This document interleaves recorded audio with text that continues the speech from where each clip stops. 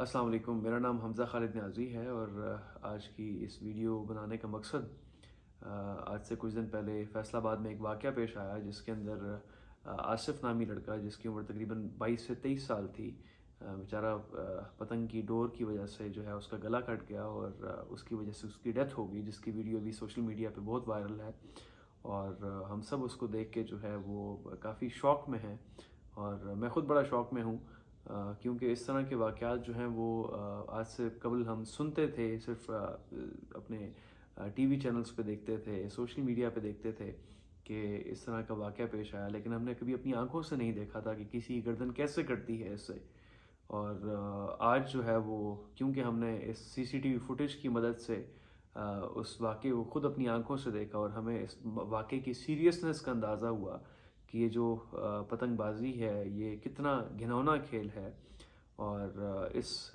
जाँबाज़ लड़के की मौत को हम एक हादसाती मौत नहीं कह सकते, ये एक प्रॉपर कत्ल है और इस कत्ल का ज़िम्मेदार हर वो शख्स है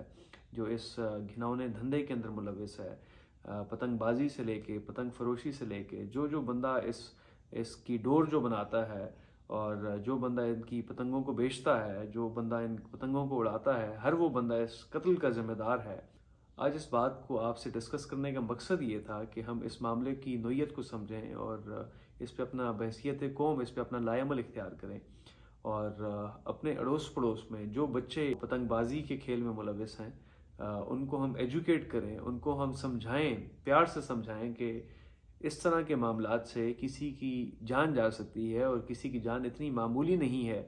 कि आप अपनी एंटरटेनमेंट के लिए किसी की जो है वो जान को जाने दें। आज से तकरीबन 10 साल पहले मेरे साथ भी ये वाक़या इस तरह का एक पेश आया कि मैं मोटर बाइक पे जा रहा था और मोटर बाइक नॉर्मल स्पीड में था और इसी तरह पतंग की डोर जो है वो मेरे बाइक के आगे आई और ब्रेक लगाते लगाते वो पेड़ से स्टार्ट होते होते होते गर्दन तक आ पहुंची और एग्जैक्टली मैंने यहाँ से उस डोर को रोका। और अगर शायद मोटर बाइक 3 से 4 फुट आगे चल पड़ता तो मेरी गर्दन भी कट सकती थी उससे। और इससे पहले, आज से पहले मैंने चीज़ डिस्कस इस वजह से नहीं की कि हम लोगों को खुद भी इस चीज़ का अंदाज़ा नहीं था, हम सब इस मामले को इतना सीरियसली नहीं लेते थे, इसको फॉर ग्रांटेड लेते थे और हमें लगता था शायद कि नहीं, ऐसे मामला जो हैं वो बहुत रेयरली होते होंगे। लेकिन इस तरह के वाक़यात अब आए दिन रूनुमा हो रहे हैं क्योंकि पतंगबाज़ी का धंधा जो है ये ख़त्म नहीं हो रहा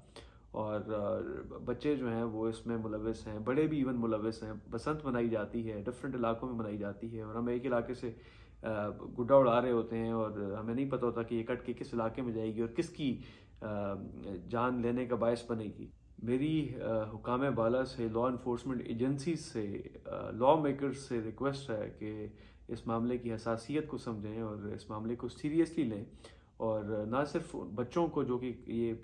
पतंगबाज़ी में मुलविस हैं, बल्कि उन लोगों को ख़ास तौर पे जो कि इन डोर को बनाने में, जो इस धागे को बनाने में जिसके ऊपर कांच को क्रश करके लगाया जाता है, जो जिसकी वजह से वो बहुत तेज़ हो जाता है, इसको बनाने में और पतंगों को बनाने में और पतंग फरोशी में मुलविस हैं, ख़ास तौर पे उन लोगों को पकड़ें और उन लोगों को कैफ़रे किरदार तक पहुँचाएँ। और लॉ मेकर से मेरी ये रिक्वेस्ट है कि इस मामले के ऊपर एक प्रॉपर एक्ट पास किया जाए पार्लियामेंट के अंदर और इसकी जो अभी सज़ा है वो तकरीबन चंद महीने ही है। तो इस मामले में जितने लोग पतंग फरोशी में, पतंग बनाने में मुलविस हैं, इसकी सज़ा को बढ़ाया जाए। मेरी आप सबसे रिक्वेस्ट है कि अपने आसपास जितने भी लोग आप देखते हैं इस पतंगबाज़ी के अंदर मुलविस, आप उनको एजुकेट करें, उनसे रिक्वेस्ट करें, उनको समझाएं इस मामले की हसासियत का और इनको इस बात का शऊर दिलाएं कि उनकी चंद मिनट की जो है वो एंजॉयमेंट की, एंटरटेनमेंट के लिए किसी की जान जा सकती है और जानें लोगों की बहुत कीमती हैं। और ये ना हो कि कल इस आसिफ की तरह कल को आपके या मेरे किसी अजीज़ व अकारिब को नुकसान उठाना पड़े या हमारे बच्चों में से किसी को नुकसान उठाना पड़े। तो खुदा रहा इस मैसेज को आप आगे पहुंचाएं और मैक्सिमम लोगों तक पहुंचाएं ताकि हम बहसियत कौम लोगों की जानें बचा सकें और लोगों की खातिर अगर कुछ बेहतर नहीं कर सकते तो किसी का बुरा ना कर सकें। Thank you.